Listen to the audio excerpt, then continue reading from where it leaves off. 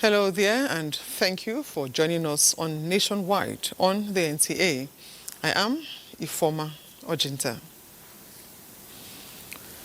Nigeria's solid minerals sector is attracting more foreign investments as our Chinese group concludes arrangement to invest a startup sum of 800 billion naira.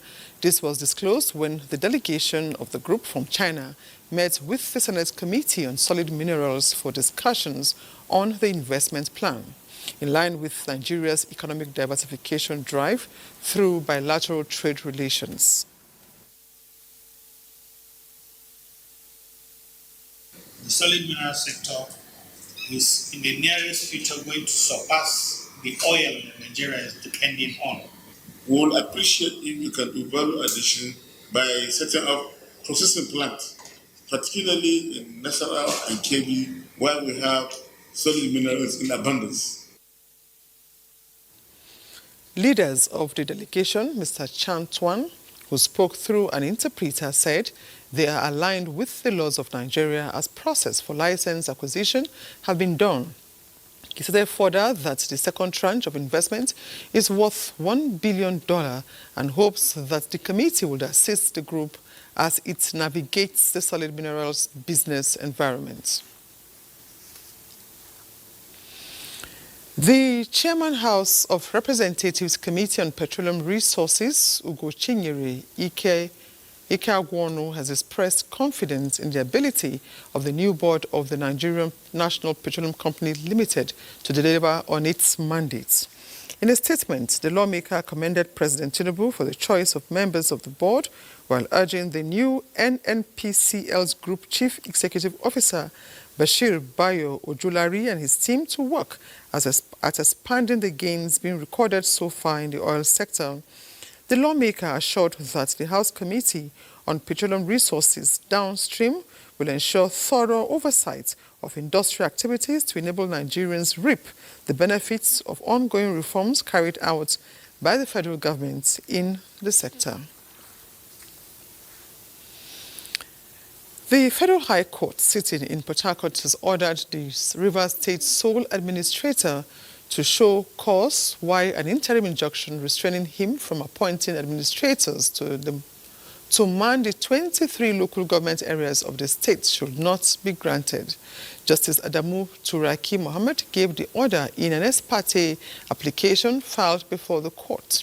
Justice Mohammed also ordered the applicant in the matter to put the Rivers State Administrator on notice in the interest of justice. The matter has been adjourned to April 14th for hearing. Meanwhile, the Federal High Court sitting in Umuahia, Abia State, has adjourned a case of oil theft involving a retired military personnel and 15 others to the 24th of May 2025 for commencement of hearing.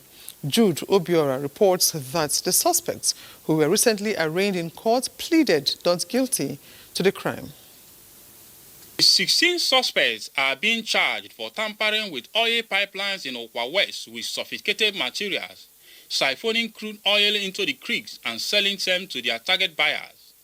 The suspects are facing charges bordering on conspiracy, pipeline vandalism, illegal sale of petroleum products, and selling of crude. Prosecuting counsel Ofem Uketi told newsmen that the suspects were apprehended following intelligence reports. The suspects, however, pleaded not guilty to all the charges. The presiding judge, Justice Sunday Onu, who ordered that the accused remain in the Nigerian Correctional Center after considering their plea on oath, adjourned to the 24th of next month for commencement of hearing, while the court is expected to also consider their bail application. The Joint Presidential Task Force on Pipeline Vandalism and other related offenses acted on intelligence report and arrested 16 suspects, and they were arraigned. In Umuahia, Jude Obiora, NTA News. Chairman Nigerians in Diaspora Commission, NIDCOM, Abike Dabiri-Erewa, has been conferred with another doctorate degree. This time it is by Smart Island University in the Kingdom of Saudi Arabia for her humanitarian services and pioneering efforts in diaspora development. Registrar of the institution, Dr. Mohammed Al-Mutari says the award was bestowed on her for her giant strides in humanitarian and diaspora affairs. Al-Mutari says her pioneering efforts in diaspora relations and other humanitarian gestures have been noteworthy. Receiving the award of honor, Abike Dabiri-Erewa thanked the Association of Nigerians in the Kingdom of Saudi Arabia for the efforts in mobilizing Nigerians in the kingdom in projecting the good image of the country. To assess what has worked across national and subnational levels, identify what needs improvement and re-strategize for greater impact in the coming year were the focus of the 27th National Stakeholders Consultative Forum on Human Trafficking in Nigeria held in Abuja. Deborah Balagbobo reports. Trafficking, a serious organized crime, remains the third most lucrative criminal enterprise globally. The Director General, NAPTIP, Binta Adamu Bello, notes that since inception of the organization, 24,550 victims have been rescued by the agency. Out of this figure, 7,053 have been rehabilitated. These efforts are testaments of our collective determination to stem the tides of human trafficking and related crimes. This pandemic is a great issue that we must strive to eliminate or reduce to the barest minimum. Let me assure you all that we will continue to work closely with NAPTIP and other partners to ensure that the legal and institutional frameworks for tackling trafficking remains dynamic, responsive, and effective. Looking forward, let's double down on state-level ownership and leadership and listen to survivors. Through our support to the project From Policy to Action, we have worked closely with NAPTIP and UNODC. Some partners and stakeholders, however, believe more needs to be done in the areas of poverty eradication, better living conditions, and brighter opportunities. In Abuja, Deborah Balagbobo, NTA News.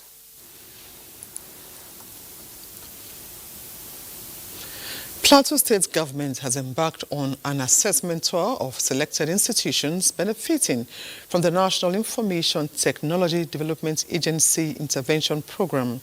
Ndeyang and Yabagyang has details. The tour aims at evaluating the usage and management of ICT facilities provided under the federal government's intervention. The government model schools visited by the team include Government Model Secondary School Pangshin, Government Secondary School Kabwe, Gunirit Memorial College Pangshin, and Police Secondary School Bashar in Wase local government area. School administrators appreciate the delegation and highlighted how the center has enhanced the students' learning abilities. We are registering our appreciation to the governor and all the people that are concerned in bringing this to our school. Dr. Shirikuk and the Director General, Plateau Information and Communication Technology Development Agency, Dominic Darton, expressed delight that the schools are utilizing the ICT resources effectively. We are also going to work to ensure that the students in Plateau State institutions are ICT compliant. Places where the equipment are yet to be provided, we will also put some pressure on NITA to ensure that they do it quickly. The NITA intervention assists students across the country to upgrade technologically to navigate the digital world. In Jos, Indenyan and the Abagyang, NTA News. We now have Belkisu Nuhu in Jos to speak more on the ICT intervention by the federal government. Now, Belkisu, can you tell us how is the response of the benefiting institutions on this initiative?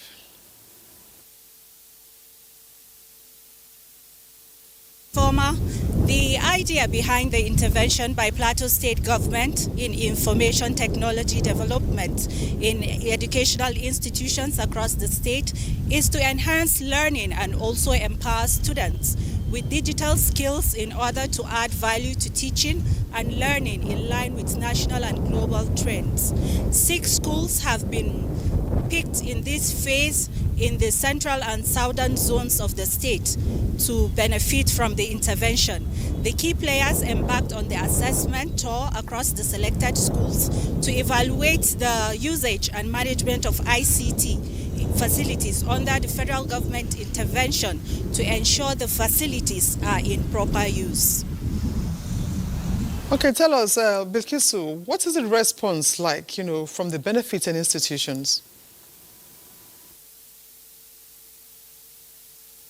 The response from the benefiting institution is one of appreciation for this intervention because the schools are situated in rural areas. Some of these students have never come one-on-one with computers or ICT facilities. So this will improve their learning ability to a great extent. Thank you very much, Bilkisu, for that update. That will be all for now. And our first stop on Nationwide is our Lagos Network Center, and Awal will be bringing us latest stories from that zone. Good to see you, Awal. Lagos Network Center and need to advance women's participation in politics and empower the girl child are some of the issues discussed by members of the Nigerian Labour Congress Women Committee in Lagos. Lynn Leneke reports. Despite efforts made over the years, women still face diverse discriminations in their personal and professional lives. Pushing down the systemic barriers and stereotypes are crucial to the development of communities and nations. Hence, the need to accelerate actions for gender equality. Women have been relegated in many ways and for years, and now we can no longer, continue to be at the back or at the back burner. We also want to be at the front burner. We want it to be side by side with men. We want gender equality. All are members of the Lagos State chapter of the Nigerian Labour Congress Women Committee. They have come together to celebrate strides made so far by women, resilience and vital role they play in society. The gathering is also to emphasize the call to action, urging individuals, organizations, and communities to invest in women and accelerate progress towards a more equitable world. Women at the grassroots, they don't have this privilege that we have here in the urban setting. So we need campaigns at the grassroots everywhere. We keep talking about it on the television, on the internet. We keep talking about this issue of gender equality until everybody knows and everybody does something about it. Let women be empowered. Girl child education is very important, and the men should also support their wives, support their siblings, support their wards, so that we can also give back to the society. Political leadership of women and their active participation in politics is something that should be considered. There were goodwill messages from various member bodies of NLC across Lagos State. In Lagos, Lynn Leneke, NTA News. Now to the oil and gas sector. The impact of private sector participation in the oil and gas sector is being felt across board by Nigerians as local supplies are increasing the country's export index. This is according to experts. Hingino John Adams tells us more. Nigeria's oil and gas sector has been the major strength of the country's economy. In recent years, the sector has been faced with challenges, including declining production occasioned by infrastructure constraints. Now, we are getting close to having defined policies, and these policies should be adhered to irrespective of who. Those who are parading and doing all kinds of manipulation, all of them should go and sleep. Let the law take its course and let us do things properly, professionally. To address this, the federal government has been encouraging private sector participation. Energy experts believe as the private sector joins forces with government, the much-needed investment and expertise are transforming the operations of the oil and gas sector to increase production and improve efficiency, thereby boosting local supplies and upgrading the country's export index. Recently, through the effort of President Bola Ahmed Tinubu, three major buyover, if you like, of companies that have been in Nigeria for so many years. I'm talking of foreign companies, assets of foreign companies, by Nigerian, local company, so to say. Buyover of those assets are even stimulating production. I remember that, the president has given the NUPRC the target of ensuring that we get, over 2 million barrels production, ceiling, per day, very, very soon. As Nigeria's oil and gas sector continues to evolve, industry players believe private sector participation will play an important role. In Lagos, Hinginu, John Adams, NTA News. That's our contribution from Lagos. Nationwide will continue in Sokoto with Asma'u after this break. Don't go away.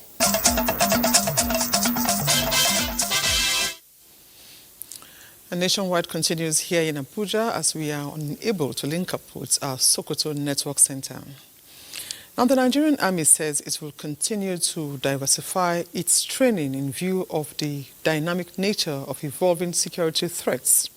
The Chief of Army Staff, Lieutenant General Olufemi Oluyede, emphasized this at the 3rd Annual Army Headquarters Department of Special Services Workshop. The program provides insight into the evolving roles of protocol officers and liaison personnel in joint and multi-agency operational environments. There's a growing demand for competence among personnel responsible for protocol and liaison duties.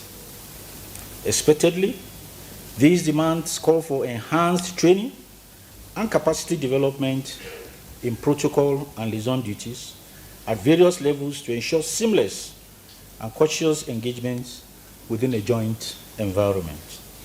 The workshop therefore incorporates the participation of colleagues from sister services and personnel of other security agencies.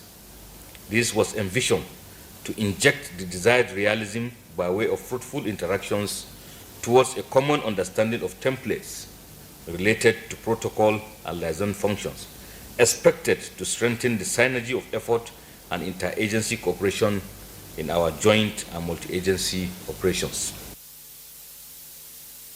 With stakeholders from the Nigerian Army, other security and relevant agencies in attendance, the workshop is focusing on leveraging protocol and liaison for efficient joint and multi-agency operations. The Chief of Defense Staff, General Christopher Musa, says the Defense Headquarters will support the provision of quality education for barracks, youth and children nationwide.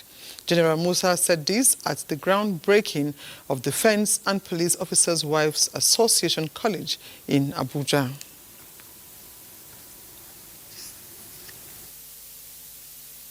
Our commitment to safeguarding the sovereignty and security of our nation often demands long absence from families.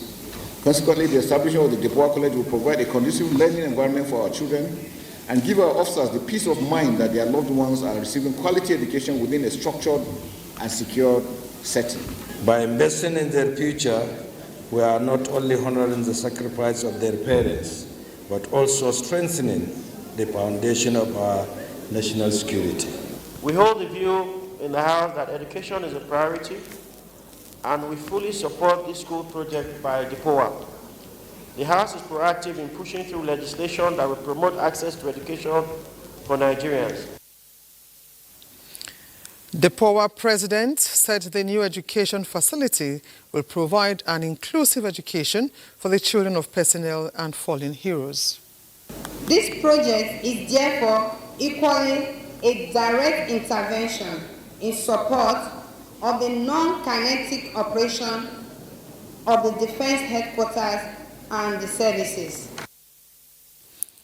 This effort is expected to enhance education not only in the barrack community but to the extended society.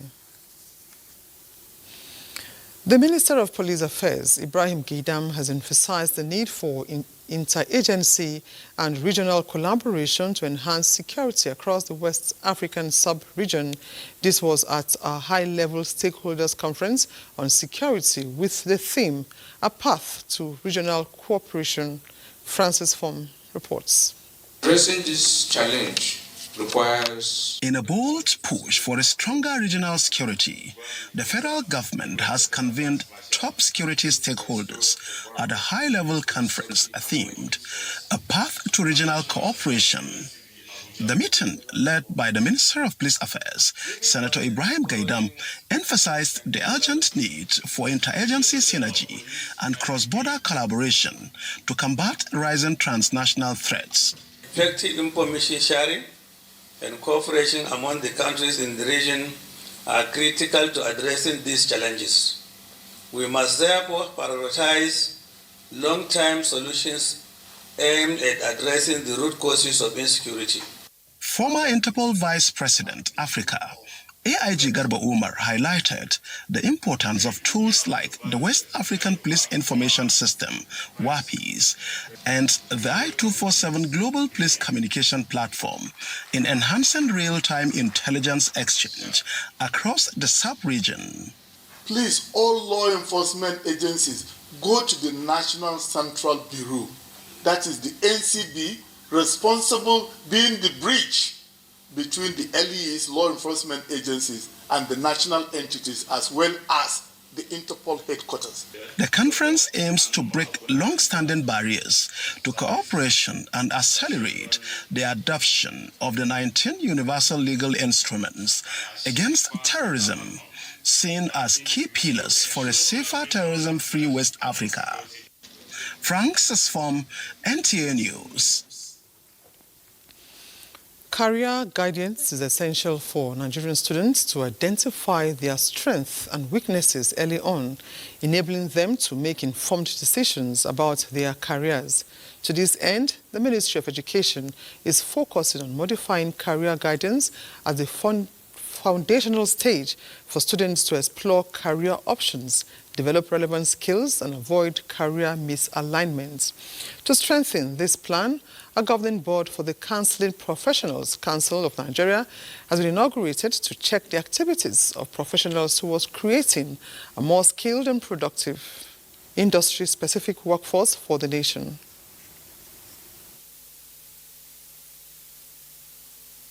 The Federal Minister of Education conceived the idea of embarking on the development of the national policy on counseling and its implementation guidelines. This became necessary in order to streamline and define what the roles of counselors should be. The Counseling Practitioners Council of Nigeria is committed to advancing the study, training, and practice of counseling profession in Nigeria. We will work tirelessly to ensure that our members meet the highest standards of training and ethics, and that our profession is recognized and respected for its value and impact. The initiative from the Federal Ministry of Education is expected to be implemented by all stakeholders in the education sector. Governor Nasir Idris of Kebbi State is condemning the abduction of Augustine Madubia, a 400-level student of the Federal University Birnin Kebbi, by unidentified gunmen. Tragically, our local resident, Malam Sidi Husseini, was shot dead by the assailants during a brave attempt to rescue the students. A statement by the Director of Security Cabinet Office, Abdulrahman Zaga, indicates that the state government has taken swift and proactive steps to ensure the safe release of the students. It's now time to go over to our Enugu Network Center, where Comfort is standing by with more reports from that zone. Hello, Comfort. Good to see you. Hello, good evening, and glad to have you join us in Enugu. The Enugu state government has taken delivery of the first batch of 100 tractors out of the 1,000 tractors meant for registered farmers in the state. Chika Ugu reports that the move is to boost farm productivity and ensure food security. Committed to making Enugu State the food basket of the nation, Governor Peter Mba earlier promised to procure 1,000 tractors to registered farmers in the state. Matching words with action, 100 of the tractors was delivered to the state government at an Enugu Tractor Assembling and Service Center, with a promise of another set of 100 tractors to arrive in few weeks. The tractors have started arriving and that the assembly plant is fast coming into reality. We are coming up with a structure whereby these tractors will be effectively and efficiently managed. The initiative, which will not only make the state a major exporter of food across the globe, would also create jobs for over 3,500 people. What you are seeing here today is a fulfillment of, firstly, His Excellency's manifesto pre-election on mechanizing agriculture and ensuring that agricultural sector in Enugu State takes a different shape. Chairman, All Farmers Association, Enugu State Chapter, who was appreciative of the initiative, promised that the machines would be put to use. What we are seeing today, for the first time, Enugu is requiring first batch of 100 tractors. It's awesome, and we're grateful for what government have done. Meanwhile, modalities have been put in place by the state government to ensure the tractors are distributed to only registered farmers, with emphasis on maintenance culture. In Enugu, Chika Ugu, NTA News. As part of its operational mandate of ensuring reliability of the transmission grid lines and maintaining technical stability of the grid, the Transmission Company of Nigeria, TCN, held public sensitization in Enugu on the dangers of building or trading on transmission lines. Grace Chukuma reports. The power sector no doubt remains pivotal to the growth of any economy, as it is the catalyst that drives production. It's in the light of the above that the Transmission Company of Nigeria, TCN, organized a workshop in Enugu to sensitize residents on the dangers of building or trading on transmission lines and the need to protect public power infrastructure. The General Manager, Dr. Thomas Inugonum, enumerated some of the challenges bedeviling the company, but admitted they are not insurmountable. The history that we had before in Okiwe, if it repeats itself, it will be disastrous. Everything has been stolen. So that's to show you why I don't want Nightmare and Amasiri substation to face the same problem of vandalization. In a visit to some grid lines in Artisan and Centenary roads, the TCN team cited with dismay that some people are building on transmission line, while vandalizing of power facilities is the order of the day. They used the opportunity to call on Enugu State government and relevant security agencies to help in securing power assets across the state. So that's why we're still calling on the government to assist us. Let the civil defense people do their work. The activities of these excavators, they are threatening the stability of our line. And when they are digging, it can create a problem for us. Erosion will start to threaten the foundation of this tower. The take-home message for this workshop is that all hands must be on deck to protect power infrastructure in the state as a critical asset of the economy. In Enugu, Chris Chukuma, NTA News. And that's a packet from Enugu Network Center. From here to Ibadan, after the break, do join us again.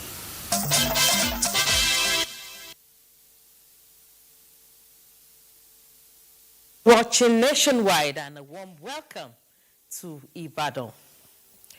To enhance agricultural productivity towards food security in the country, drive for sustainable enablers such as education, financial capability, as well as tight security are pivotal. The country director, World Bank, Dr. Ndiame Diop, articulated these during a lecture by the Department of Agricultural Economics at the University of Ibadan. Kehinde Omolosho completes the report.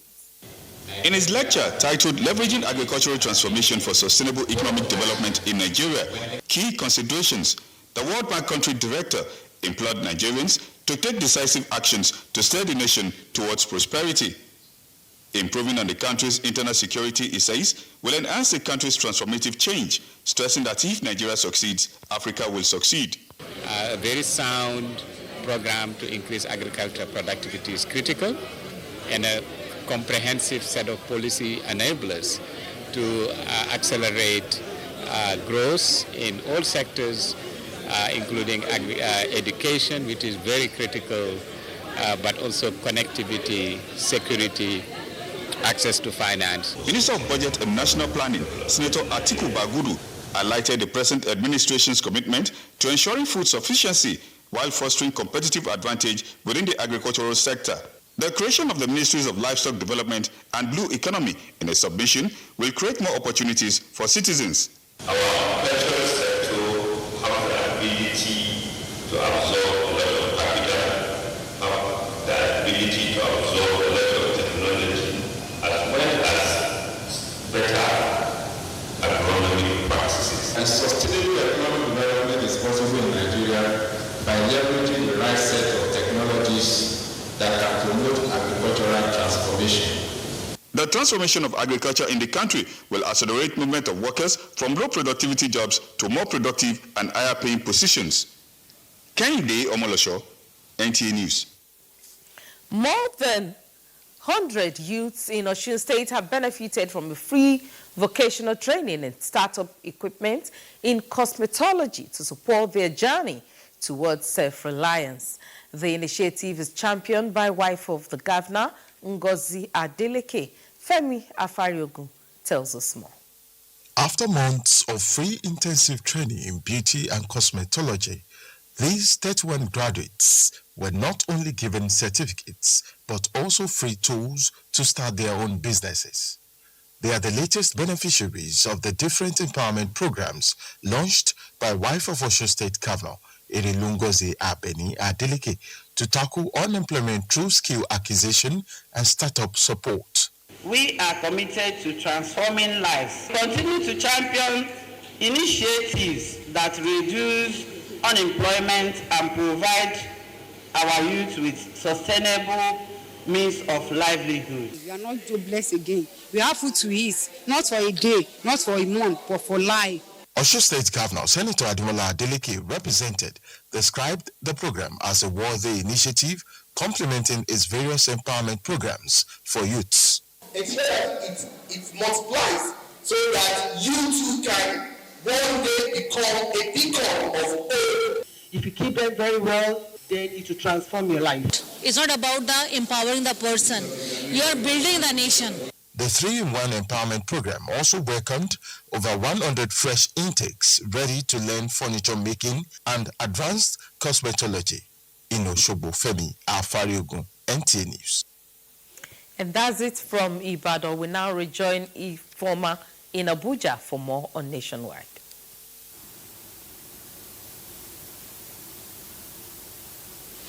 Many thanks, Kemi. Now, the first tranche of the Renewed Hope Employment Initiative of the federal government is already impacting significantly in creating employment opportunities for Nigerians. At a review of the initiative in Abuja, Director General, National Directorate of Employment, Silas Agara, says more skills acquisition programs that are aligning with trending marketing opportunities will be adopted in the second phase of the scheme. Joseph Otson reports.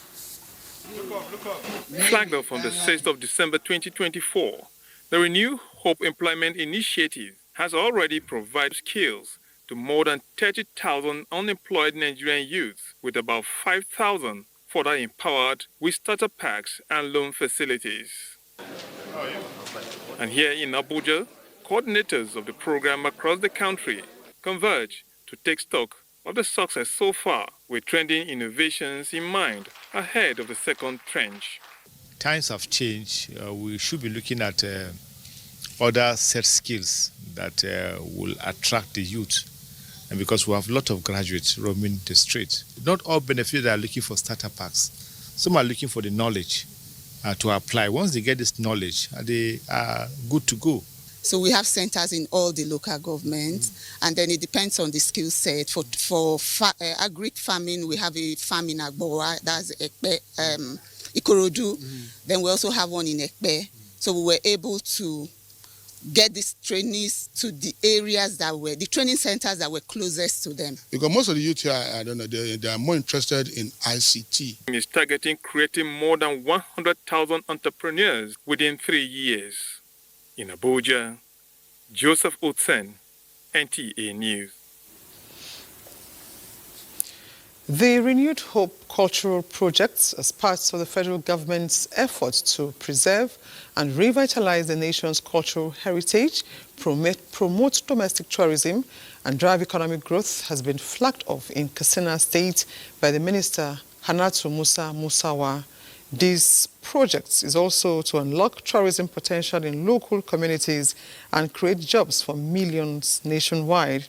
To achieve these objectives, the project will establish Renewed Hope cultural villages featuring creative and art studios, arts and crafts markets and exhibition centers, showcasing unique cultural expressions and craftsmanship from each state. The project also involves the renovation of historic monuments and heritage sites such as Gobarao Minarets and Kusugu Well.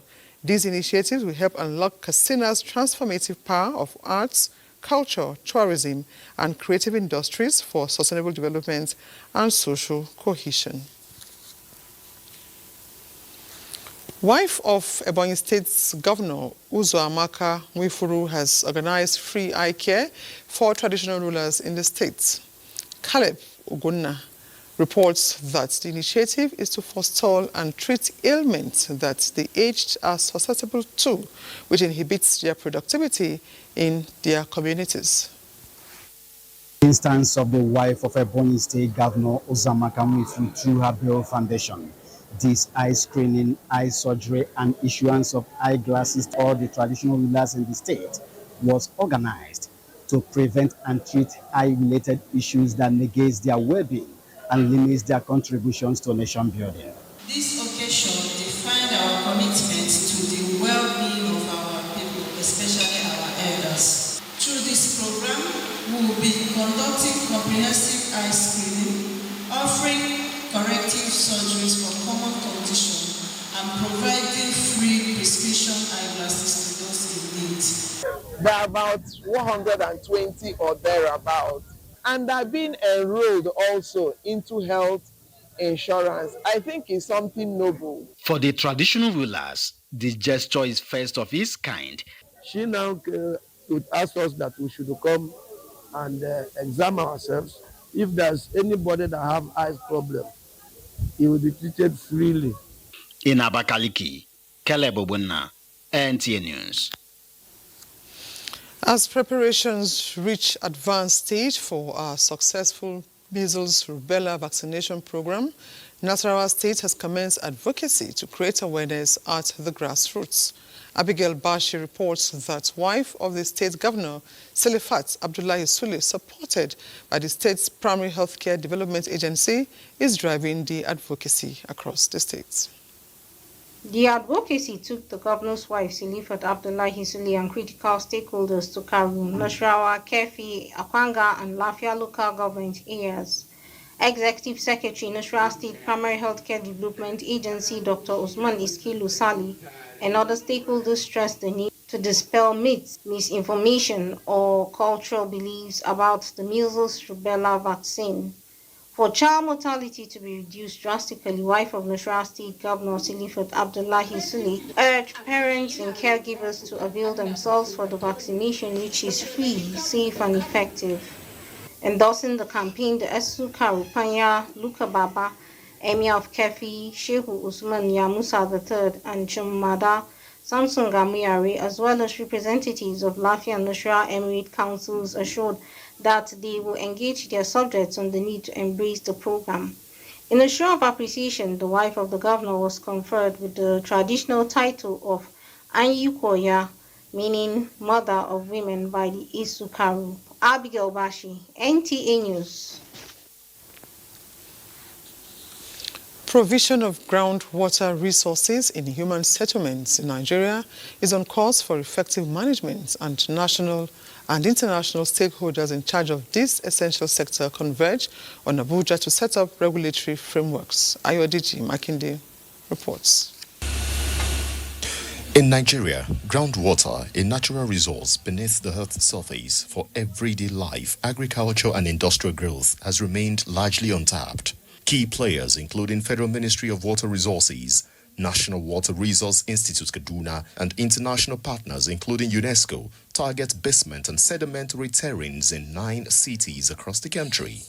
Therefore, I asked these two leaders of thoughts on how the workshop resonates with the common man, national development and food security. Its recharge is different from rivers, the surface water that you will see annually. Some take years before they are recharged. So a sudden drop in rainfall pattern where you have dry season and drought, that sudden drops will not be noticed in the groundwater system. They need to establish the various tools that are quite important, the regulatory framework, so that where you have, for example, like livestock, groundwater will be made available and conducive, especially for them in terms of their nutrients with water and, of course, the production of most of their grasses and pastures that they require for their development. One of the key milestones to emerge from this workshop is agreeing on project ideas that would focus on groundwater quality.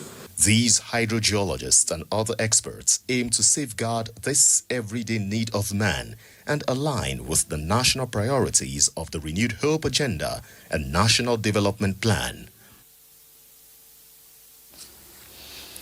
5 persons with varying degrees of injury admitted at the Kubwa General Hospital following the multiple accidents at Bakoma Junction, Kubwa Buari Expressway on Monday have been discharged. Hawa Gimba visited the community and brings us a situation report as well as reactions of prominent citizens to the unfortunate incidents.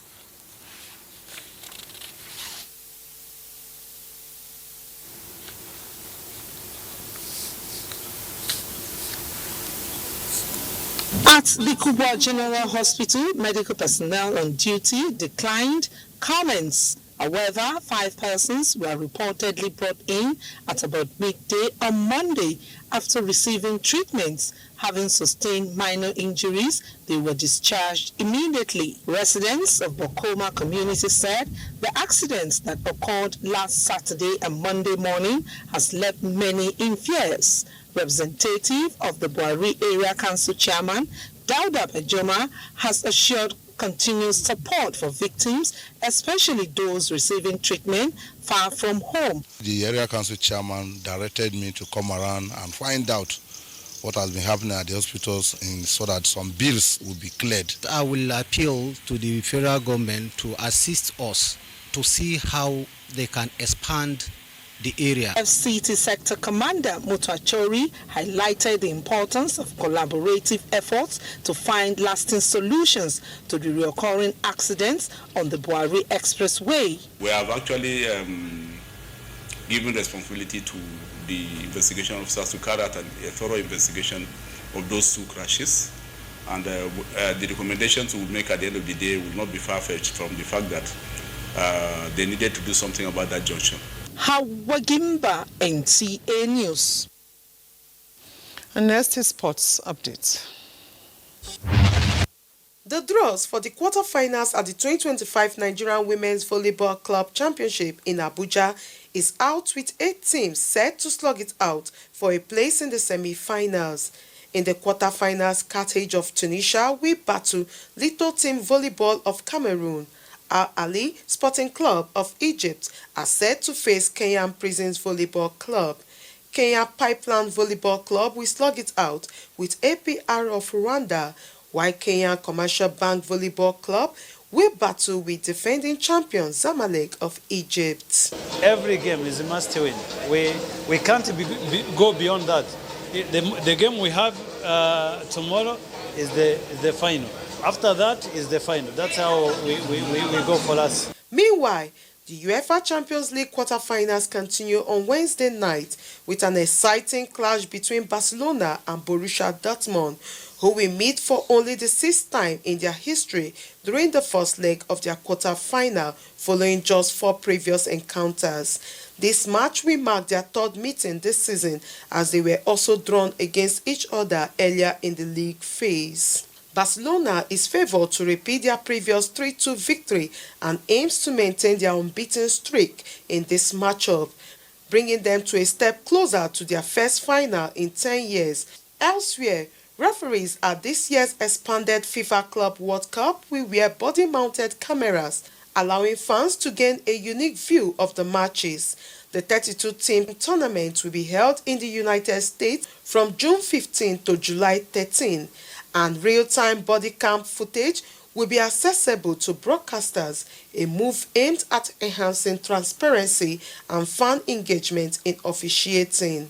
And finally, in tennis, British #1 Jack Draper delivered an impressive performance in his first clay court match of the season, advancing to the third round of the Monte Carlo Masters. The newly ranked world #6 completed a swift victory against American Carlos Geron, winning 6-1, 6-1 in just 61 minutes. With sports update, Ijoma Pitawante, NTA News. And with sports updates, we conclude Nationwide for today. Thank you for watching. I am Ifoma Ojinta. Bye for now.